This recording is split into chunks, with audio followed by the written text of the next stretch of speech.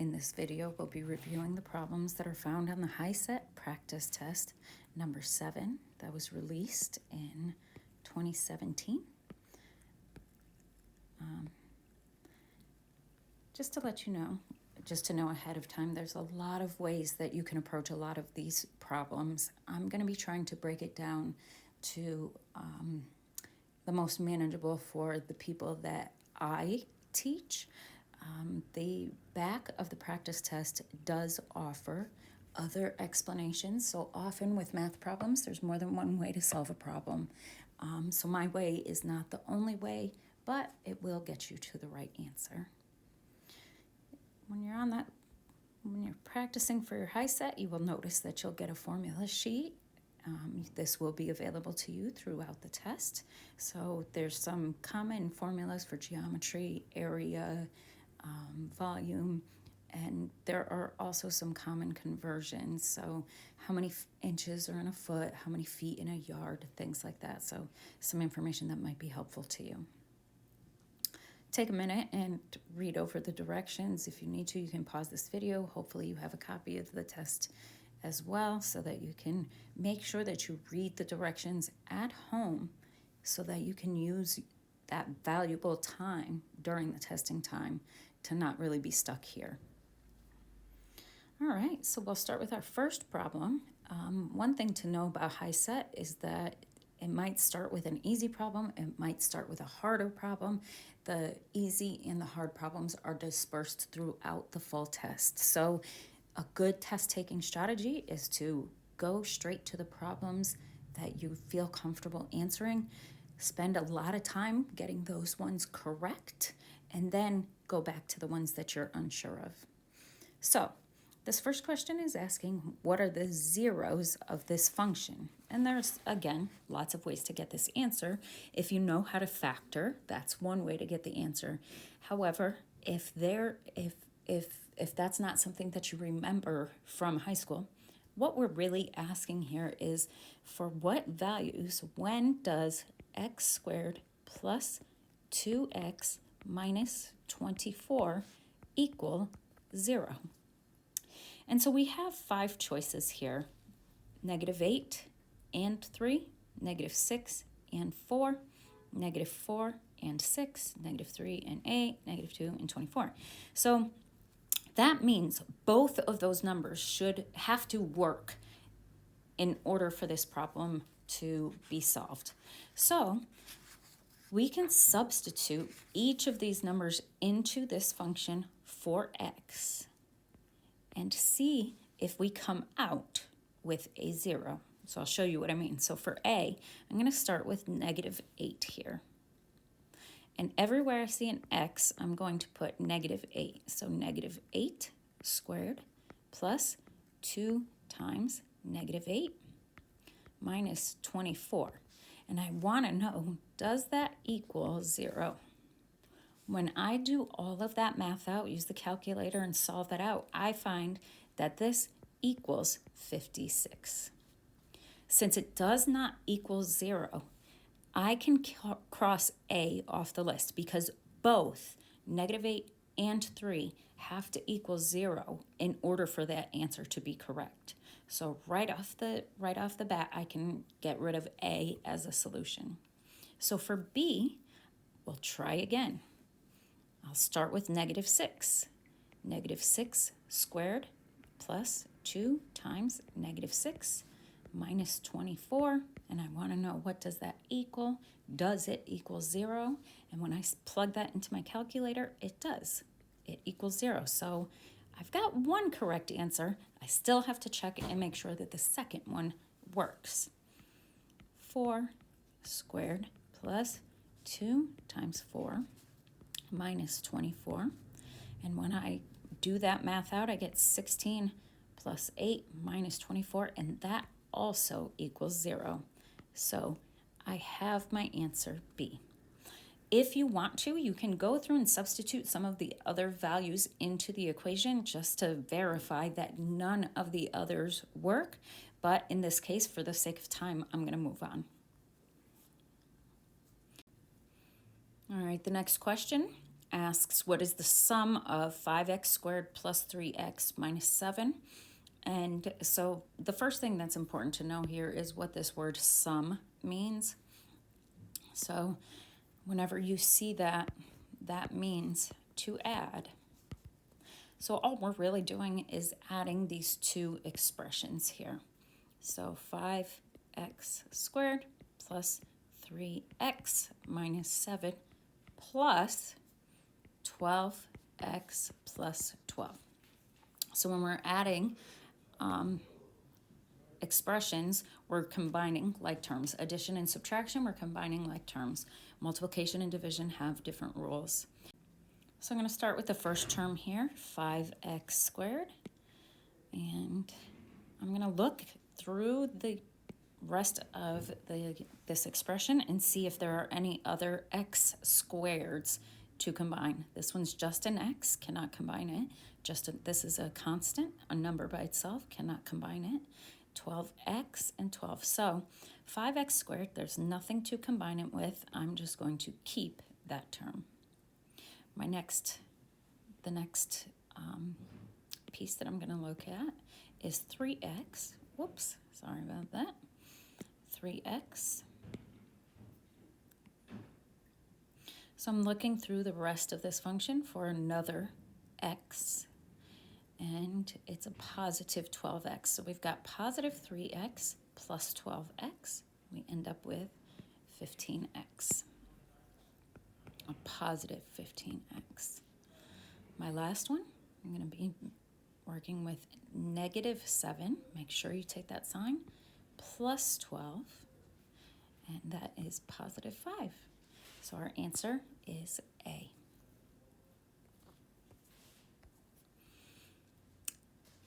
Aisha has $100 saved from her job. She wants to buy as many charms for her bracelet at $4 each and earrings at $5 per set as she can without spending all of her money. The inequality represents her spending, where X is the number of charms, Y is the number of sets of earrings. So, one of the most important things that you have to know here is this symbol here means less than. So whatever we multiply out, or whatever she was to buy for bracelets and earrings, she needs to spend less than $100. So that means she cannot spend $100 in money terms. She can spend up to $99.99, cannot go above that. If it was a symbol that had a line under it, this symbol here is less than or equal to. So if the symbol was like this, we would be able to go up to $100. Since this symbol says less than, we cannot go up to $100. So the second piece of this is which ordered pair XY represents a combination of charms and earrings Aisha can buy. So X is her charms and Y is her earrings. I know that because it says it up here in the problem. X is charms and Y is earrings. In ordered pairs, the first number is the X value. The second number is the Y value. So what I'm basically doing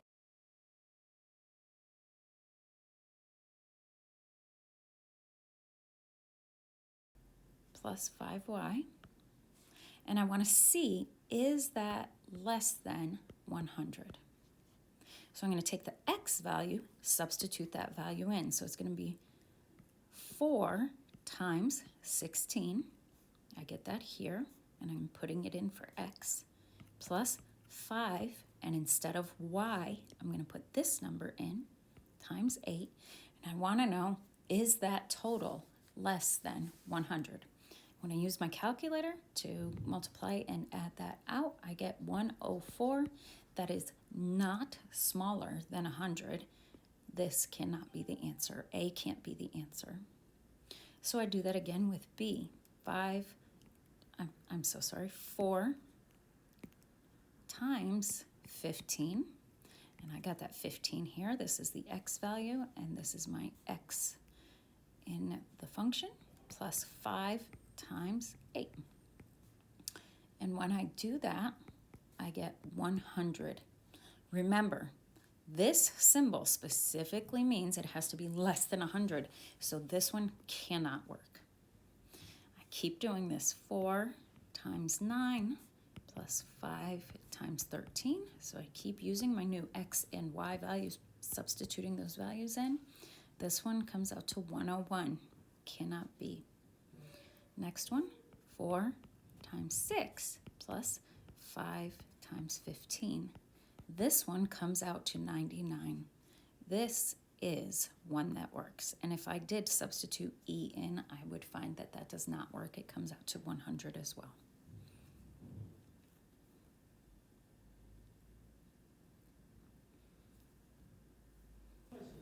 All right, this next question, number 4, says, which of the following graphs represents the relationship between x and y if y always increases as x increases?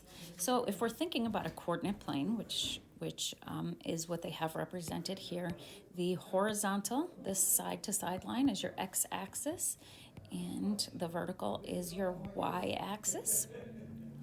So what they're saying is as you get bigger and bigger numbers on the x-axis, you would get bigger and bigger numbers on the y-axis. So let's say I started with 1 for x and 1 for y.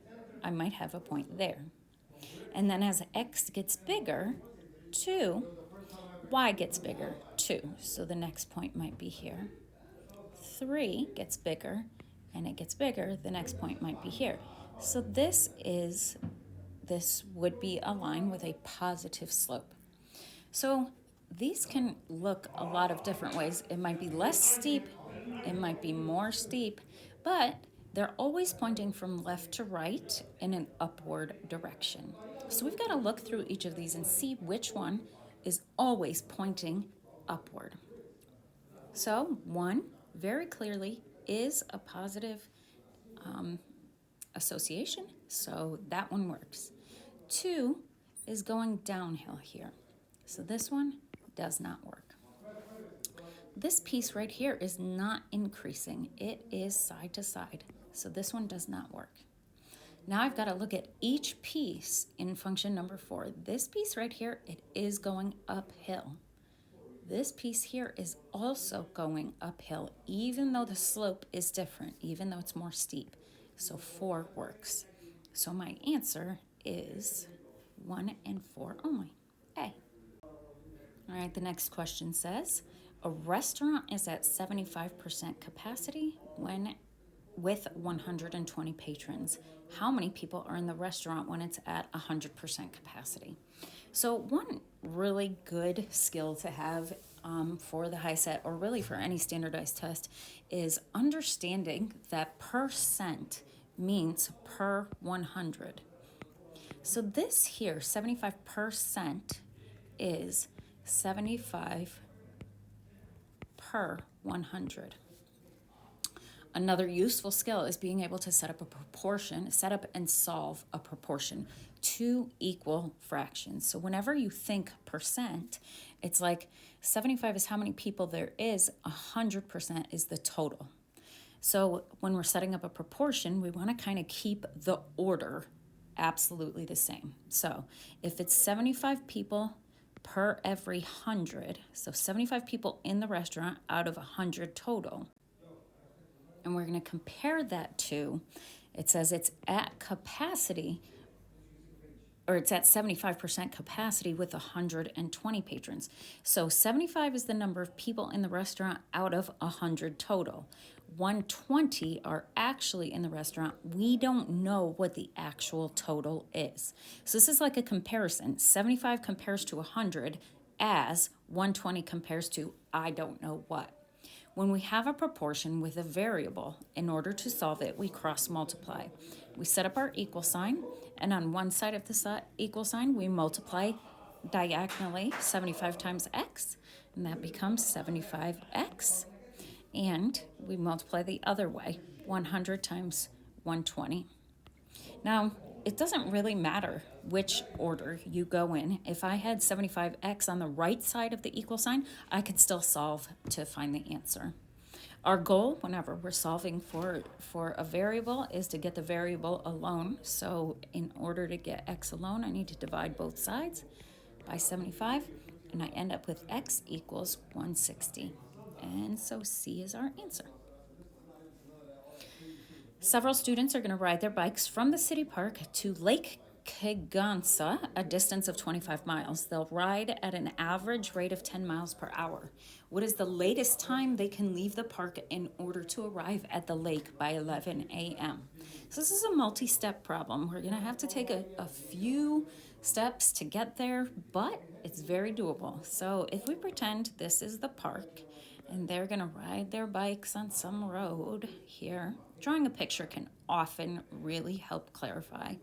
And they're driving it to a lake here.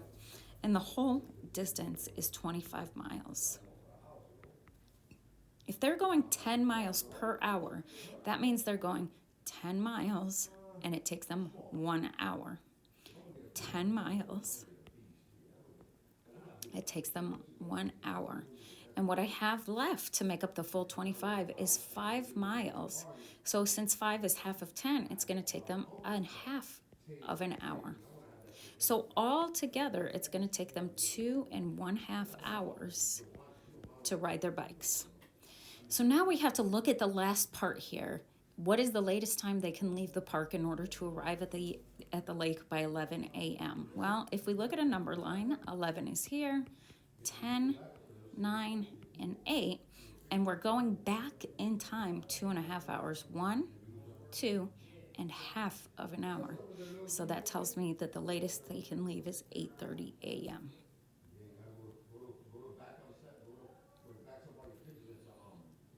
Ms. Lund places a 7-foot ladder against a wall with the base of the ladder 4 feet away from the wall. So let's draw a picture again to kind of model that. This is the wall, here's the floor, and here's her ladder placed against it. And it says the ladder is 7 feet tall, and she placed it 4 feet from the wall. She decided that a different 10-foot ladder needed to be used, so she needed it to be taller. If Miss Lund wants the longer ladder to rest against the wall at the same angle as the shorter ladder, about how far away from the wall should she place its base? So in order to kind of keep this angle the same, we're going to have to increase this length, the distance from the base of the wall, the bottom, as well as the height of the ladder. So if I want this to get larger, here's my ladder. That's a 10-foot ladder. I don't know how far from the base, but I can set up a proportion to solve this. So we want 7 to compare to 4, the same way that 10 compares to the distance from the floor here. Again, this is a proportion, cross multiply, set up your equal sign on one side, 7 times x, 7x. On the other side is 4 times 10, which is 40. To get x alone, we divide both sides by 7, and we get x equals 5.7. So A is our answer.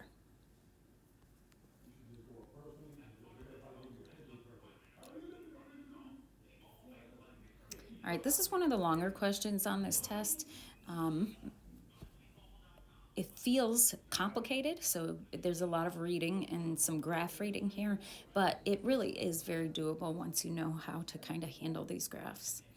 The graphs below show the total value in US dollars of the imports and exports of country W with its only 3 trade partners, country X, Y, and Z, in a recent year. So a closer look at these graphs shows that this graph here is the value of the imports. This value here is the value of the exports. When I looked ahead at the questions below, I realized I needed to know the total number of imports before I could really move on. So we're going to stop here and kind of look at these bar graphs. So this bar graph goes up to here. So this means it goes up to $40 million. This one represents $80 million, and this one represents $40 million. So the total value of imports, total, is 40 plus 80 plus 40, which is 160. So the total value of imports is 160 million. Our total value of exports is 60 plus 30 plus 20, which is 110 million. So something just good to know about those graphs. When we look at question 8, what percent of country W's total imports was from country X? All right, what percent? That implies to me a fraction. What X out of 100? What percent? Because percent means per 100, and what, this is our unknown, that indicates a variable. When does that equal? Let's go back up here. Let's look at country W. Country W, which country are we looking at? Country X is 40 million in imports. Right here, this number, because this is X. So 40 million in imports out of the total, 160. So our second fraction in our proportion is 40 out of 160. Again, cross multiply. 160x equals 4,000. Divide by 160. And we find that x equals 25. This is our answer. All right, so there are a few questions on this. You might encounter a couple of questions on this test that really, you just need an underlying skill to be able to do it. So again, this is where testing strategy comes in. If this does not look familiar to you at all, this is one of those you save till later. Do not leave any answer blank, because you do have a 1 in 5 chance of getting the answer correct. However, I don't want you to waste too much of your time on a problem like this if this isn't something that you remember. So this is a quadratic function, and I can tell from the solutions that one way to solve this would be to use what's called the quadratic formula.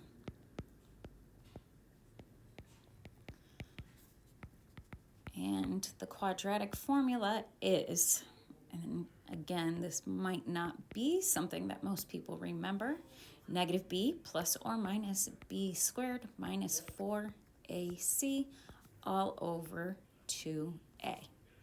And a, b, and c in this formula come from the coefficients of x squared, of x, and our constant. So this is a, this is b, and this is c. And we make sure that we take the sign along with it. So a equals a positive 3, b equals a negative 2, and c is positive 4. So everywhere I see a b here, I'm going to substitute negative 2 in. Wherever I see an a, I'm going to substitute a 3. Wherever I see a c, I'm going to substitute a 4. So I'm going to rewrite this negative, and b is a negative 2, plus or minus square root, negative 2 squared minus 4 times 3 times 4, all over 2 times 3. So when I do this math out, I get 2, because negative and negative multiply together makes a positive, plus or minus the square root of negative 44, sorry, I apologize, negative 44 over 6. So I just did the math out inside underneath this radical symbol. I simplified this double negative here, and 2 times 3 became 6. So in order to get to our final answer, whenever we have a radical expression, we do need to simplify it. So this square root of negative 44, I'm going to have to do a little bit of work with. So I have to simplify this radical and then go back to my function. So the square root of negative 44. If you put this into a calculator, you will get an error. There really is nothing that is a real answer for this. In order to solve problems like this, math people use the letter I to solve square root of negative values problems. So the first step that I would do is factor out an I and end up with the square root of positive 44. This is something that I can simplify down. So the square root of 44 breaks down into the square root of 4 times 11. The square root of 4 is a perfect square. I got to keep track of this I each time, square root of 4 and the square root of 11. Square root of 4 is just the number 2. So I've got the I have a 2, and I have this square root 11. Now the traditional way of writing this is 2, then the I, then the square root of 11. So I'm going to take this piece and I'm going to substitute that in for this piece. So we've got 2 plus or minus 2I square root 11 over 6. It still doesn't match any of our answers because we've got one step left to do. When we simplify fractions, we can divide, we look at each of the coefficients that are divisible by the same number. And if we look at 2, 2, and 6, we recognize that each of those can be divided by 2. So we're going to do that to each of those values, and we will end up with 1, whoops, sorry about that, 1, oh dear, really struggling here, 1 plus or minus 1I square root 11. So I've divided 2 by 2, 2 by 2, and I get 1. I divide 2 by 2, I get 1. And then in the denominator, I divide 6 by 2, and I get 3.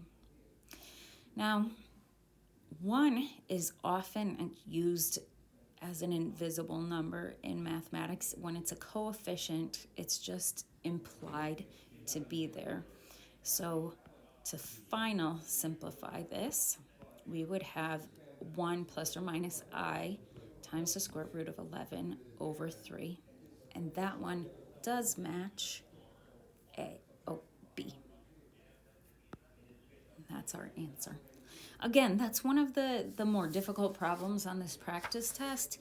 And if it's something that you just don't remember, please don't waste your time on a timed test trying to get that answer. All right, next question. An artist has all of her paintings framed with a 3-inch wide border. She has a painting to be framed that is 1 foot by 5 by 1.5 feet. Which of the following measurements represents the perimeter of the painting with the border? So the first thing that you've really got to know is that the perimeter means to add all the sides together. Add the outside. And when they're giving you the dimensions of this picture, you have to be really careful because this number is given to you in inches and this is given to you in feet. So this is where that conversion might come in really handy. There is 12 inches in every foot. So this part is 3 inches. So this is 3. This part here, 1.5 feet, is 18 inches. And then we've got 3 inches here. So on the outside of this, we end up with a 24-inch measurement. When we look at the right-hand side, again, we've got 3. 1 foot is 12 inches and another 3 here. So our full dimension here is 18 inches. If we kept it as feet and inches, we would get the wrong number. We have to have the same denomination in order to get the right answer. So I'm going to add all these inches together. We've got 24 inches plus 24 inches plus 18 inches plus 18. Oh, and where I'm getting these extra numbers from is because if this right side is 18 inches, then this left side is also going to be the same. It's a rectangle. If the bottom is 24 inches, then the top is 24 inches. So I added all of those dimensions, 24 plus 24 plus 18 plus 18, and I get 84 inches. When I look at the answer choices, none of them say 84 inches. They're all in feet.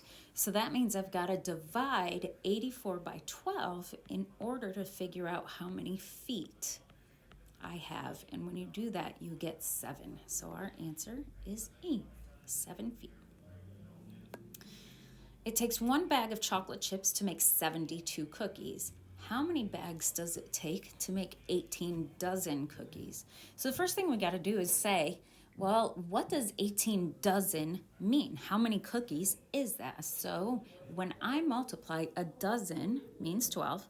So when I do 18 times 12, so times a dozen each, I get 216. This is another place where proportion can be used. 1 bag of chocolate chips makes 72 cookies, just like I don't know how many bags makes 216 cookies. We cross multiply again. I always kind of grab my x in there on the first one. 72x equals 216 times 1, which is 216. We divide to get x alone, and we get x equals 3. So our answer is B. All right, the next one says, each time a coin is flipped, it has a 50% chance of landing on heads, 50% chance of landing on tails. The coin will be flipped 3 times. What's the probability it will land on tails all 3 times? There's a few ways you can do this. You can use a tree diagram, but if I'm flipping a coin 3 times and each time is a 50% chance, then I know that every time I've got half and half chance of getting it to land on tails. And since all of my answer choices are fractions, I'm going to use fractions to kind of get me there. So on the first flip, I have a half 50-50 chance, 1/2 chance that I'll get tails. 1 out of 2 chance that I'll get tails. So this is my first try. On my second try, and then on my third try again. And in order to find the answer to this, we multiply. So when you multiply fractions, you multiply the numerators straight across. 1 times 1 times 1, and we get 1. 2 times 2 is 4, and then multiply that times 2, and we get 8. Our final answer is 1/8. An electronics store offers to finance the purchase of any single item with 0 interest for 1 year with a down payment of $60. Okay, so that means we're not adding any money onto the cost of this. I don't know how much the item is, but whatever the price is, the first thing that I'm doing is paying $60 right off the top. Then it says the rest of the purchase price will be split evenly into 4 quarterly payments. Splitting evenly means division. So we're going to take this price minus 60 and divide into 4 equal payments. Which of the following equations represents the relationship between the amount A dollars of each quarterly payment, so A equals, and the purchase price S. So they've changed this price to an S. We're going to keep the rest of it though and find that our answer is A. All right, next page.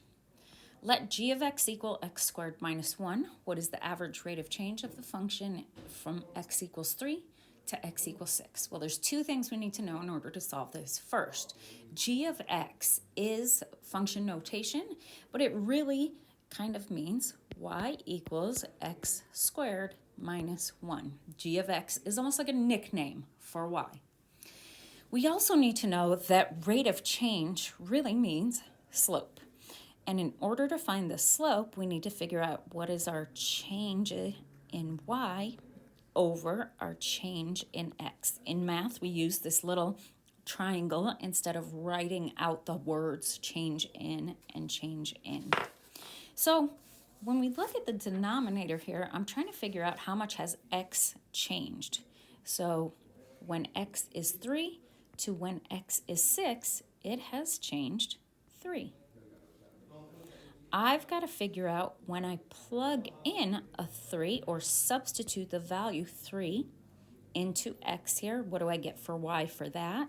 And then when I substitute an x in, what do I get for y there, and find the change there. So let's do that. We're going to do y equals 3 squared minus 1. And then we've got y equals 6 squared minus 1. Again, those numbers come from here. I'm going to just do this twice with the same function. 3 squared is 9. So in this, when x is 3, y equals 8. My input is 3, my output is 8.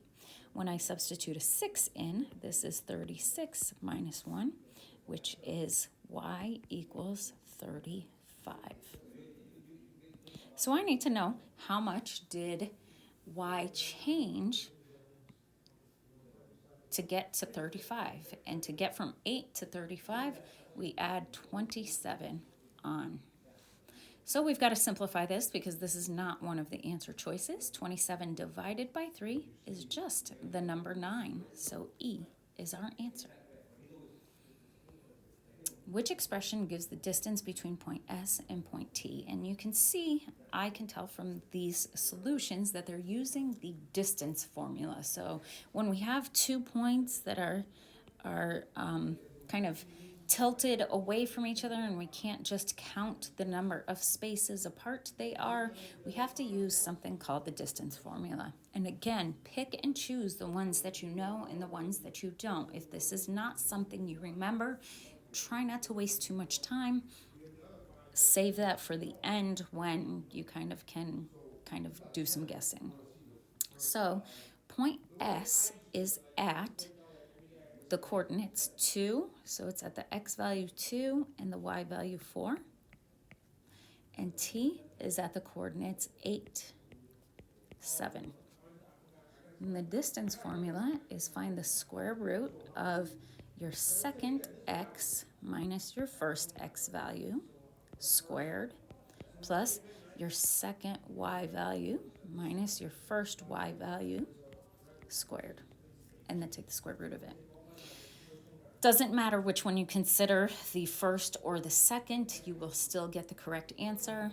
I'm going to use these larger numbers as my first just to avoid negative values within the parentheses, but when you use the distance formula, you can put them in any order.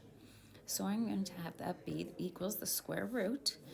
So we start with our x's. I'm going to take my 8 and subtract 2. 8 minus 2 squared plus my y value 7 minus 4 squared. When I simplify what's inside those parentheses, 8 minus 2 is 6 squared plus 3 squared. So I'm looking for a match here, and I find it in B. Melody is making a spinner with a 12-inch diameter for a game. She will divide the following spinner into sections. What is the area in square inches of section C? All right, so if we're talking about area and we have a circle here, the first thing that we have to do is find the area of the full circle. And to find the area, A equals pi times radius squared. I can see in each of my answer choices, they've just left pi alone. They didn't estimate the value of pi and multiply it out. So I'm going to kind of just leave pi here, find the radius, and square it. We've got to be careful because what they gave me is a diameter. You have to know that the radius is half of the diameter. So if the diameter of this circle is 12 inches, the radius is going to be 6. So the radius is the diameter divided by 2. So the whole circle has an area of pi times 6 squared, which is pi times 36, which we usually write with the number portion first. So the whole circle is 36 pi. We've got to figure out how much of the circle is this. This is 45 degrees. To go all the way around a circle, we would be spinning 360 degrees. So this part of the circle is 45 degrees out of 360. When I divide that out, 45 divided by 360, I get a decimal of 0.125.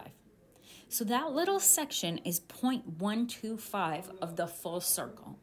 So I want to take that 0.125 and multiply it times the area of the circle. Again, we're just leaving pi, so I'm only going to multiply 0.125 times 36. And when I do that, I get 4.5, and I keep my pi. So my answer is C, 4.5 pi. All right. A lighting designer created a program for the opening of a stage show. When the show starts, 10 lights are on.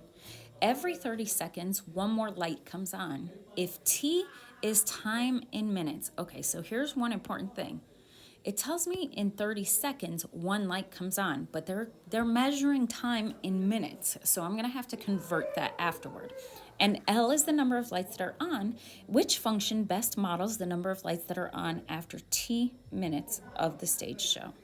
So we know that the number of lights is 10 already on, plus something every minute. Well, if one light comes on every 30 seconds, then two lights must come on every minute. So this is a 2. None of the answers look exactly like that, but addition is an operation that's what's called commutative. You can change the order without changing the final answer. So we can switch those around and end up with B, our final answer.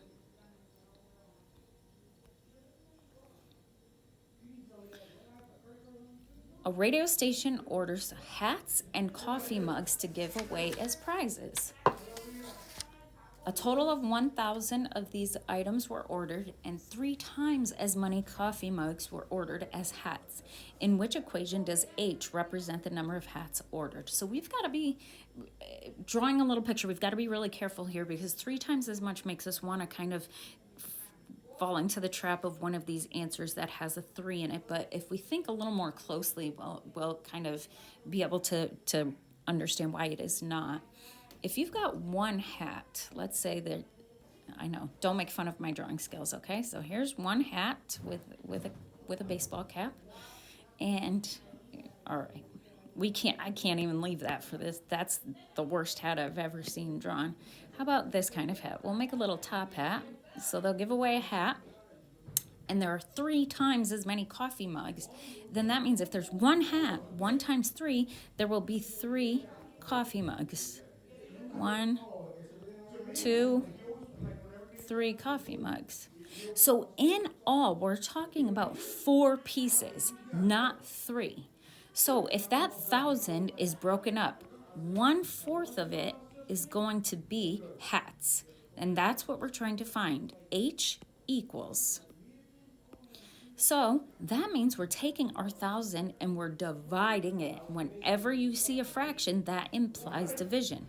We're taking 1,000 and dividing it by 4. That's the answer. Sorry about the background noise here. I'm at work. People are not quiet here. It's okay. I love it. Volunteers are needed to do a total of 60 hours of work at a concert. The shortest volunteer shift is 2 hours. The longest is 3 hours.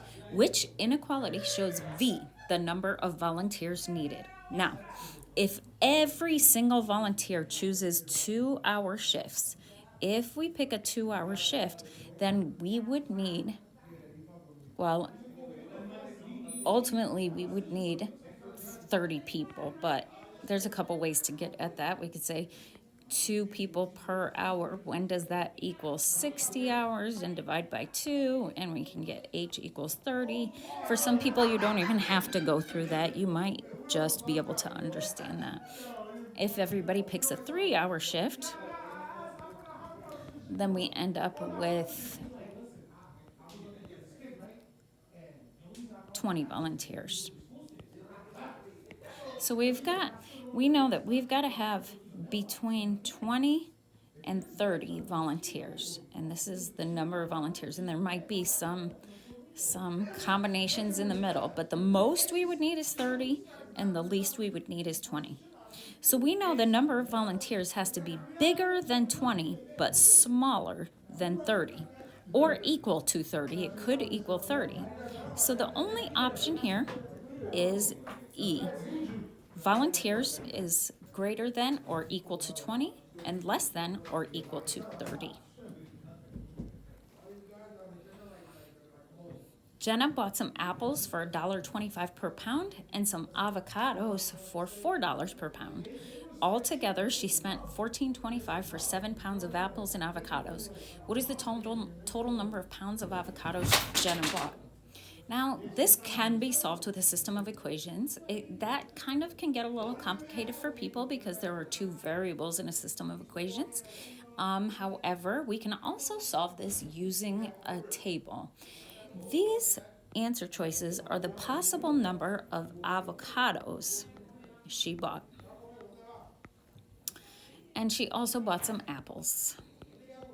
And we know that altogether she spent $14.25.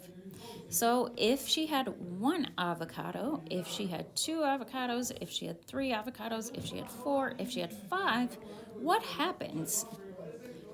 If she had 1, we know there was 7 pounds total. That means she has to buy 6 pounds of apples.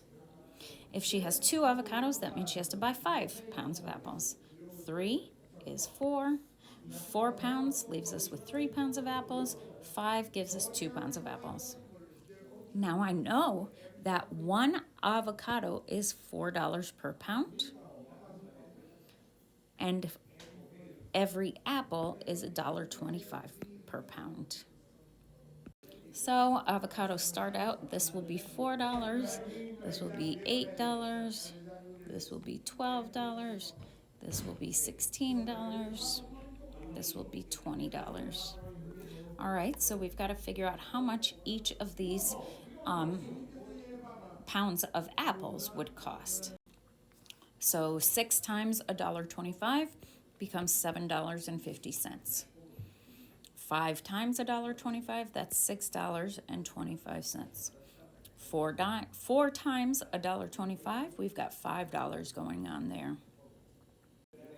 3 pounds will be $3.75, and 2 pounds will be $2.50. We want to know which of these combination comes out to $14.25. So I have to add each of these together to see which combination adds up to $14.25. And I already know that these are all whole dollar amounts. I need one that ends in 25 cents. So this is the first one that I went to, and it did come out to $14.25. So my answer is she bought 2 pounds of avocados, which is B. Khalid is 56 years old. Kathleen is 6 years older than Brody. The sum of Kathleen and Brody's age is half of Khalil's age. How old is Kathleen? So this is another one. The first thing we have to this is another one we can use a table to solve. We want to figure out which one comes out to the right answer. And we know that when we add them together, they are half of Khalil's age. So the first thing I've got to do, take 56, divide it by 2, and I know that all together, when I add Kathleen and Brody's age, it should equal 28. These here, it says, how old is Kathleen? These are my options for Kathleen's age. Now, right off the top of the bat, I can see that 62 plus nothing, no age of Brody is going to come out. 62 plus nothing is going to come out to 28, so I can cross that one out. 34 plus nothing is going to equal 28. Now, I got to check the rest of these. So, Kathleen and Brody. And let's see how much it is when we add their ages together, see if it does equal 28. So if Kathleen is 22, like it says, then Brody is 6 years younger than her because she's 6 years older than him. So that means that he would be 16. When I add those together, that comes out to 38. So this one, not the answer. If Kathleen is 17, Brody's 6 years younger than her, he's 11. When I add those two together, 17 plus 11, I get 28. That is our final answer. A backpack is on sale for 25% off. After the discount is taken, a 7% sales tax is applied.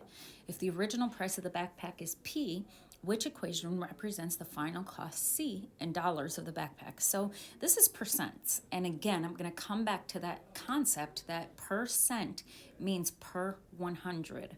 So using that, I'm just going to kind of pretend if the backpack was $100. Let's say you have a $100 backpack. If I take 25% off, then I'm taking off 25 for every 100. I'm taking off $25, and I would end up at $75. Then a 7% sales tax is applied. That means I'm going to be adding more onto the $75 to figure out how much more. I'm going to multiply that times 0.07 because 7% as a decimal is written as 0.07. And when I do that, I get a tax amount of $5.25. So $75 plus $5.25 equals $80.25. So using that logic, I can substitute 100 for every P here and then see which one of these comes out to 80.25 to know which one is the answer. When I did 100 times 0.25, I got 25. That is not 80.25, so this is not the answer. When I did 100 times 1.07, I got 107. That is not the answer I want. When I substituted $100 in for C, 100 times 0.25 times 0.07 came out to be 1.75. The backpack was definitely not $1.75. D, I took 100 and multiplied by 0.75 and 0.07, and I got $5.25. That was not the answer. So when I did my last one, P times 0.75 times 1.07, I got the $80.25 that I was looking for. So E is our answer. All right, 23 is another one of those big problems. You can see by this thick line that's here that it's going to be a problem that has a couple of questions related to it. It also does tell you in the directions 23 and 24, refer to the table below. A newspaper published the table below. It shows a sample of the daily wages paid by 5 local factories. Each factory reported the wages of 5 workers. What is the median daily wage reported by factory D? So we do have to know that median is the middle wage. So looking at factory D, we've got a $200, $210, $205, $220, and $220. I need to put these numbers in order from lowest to highest to find the middle value. So my lowest value is 200, then I've got 205, and then I've got 210, 220, and 220. We've got 5 values here. The middle one is this value right here, 210. The worker at factory A who made $180 per day received a raise and now makes $195 per day. If this value were changed in the table, how much would the average wage increase for factory A as a result of this raise? Okay, so we're going to have to do this twice. Average is the mean. So we've got to do some calculations for the original amount, and then we've got to do some calculations for 195. So going back to this table here, I can see we're talking about factory A. So it's this guy. He stops making 180 and he gets a raise to 195. So to find the mean, we have to add up all of these values. 140 plus 160 plus 200 plus 190 plus 180. We'll start with that one. And when I add those, I get 870. Then, to get the average, we divide by how many workers there are. So there's 1, 2, 3, 4, 5 workers here. So we have to divide by 5. All right. And then 195, if we add all of those values together, we get 885. And again, divide it by the 5 workers, and we get 177. So this one came out to $174. That's the average. And this one is 177. So how much did we change from here to there? We changed by $3. All right, almost there. You guys almost made it. Thanks for hanging in there. Lydia and Claudia have the same number of charms in their collection. Lydia started with 6 charms and bought 3 more packs. Claudia started with 9 charms and bought 2 more packs. If each pack had X charms, which equation can be used to find X? So the first thing you have to know is if they have the same number, then they have an equal amount. Lydia's amount of charms equals Claudia's. So let's try and break down what each one has. Lydia started out with 6 charms, and then she bought 3 packs that have X charms in them. Claudia started out with 9, plus she added 2 packs with X charms in them, and they are equal.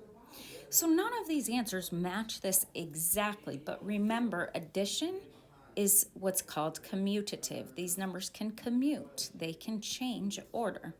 So we can change this to 3x plus 6 equals 2x plus 9, and it means the same thing.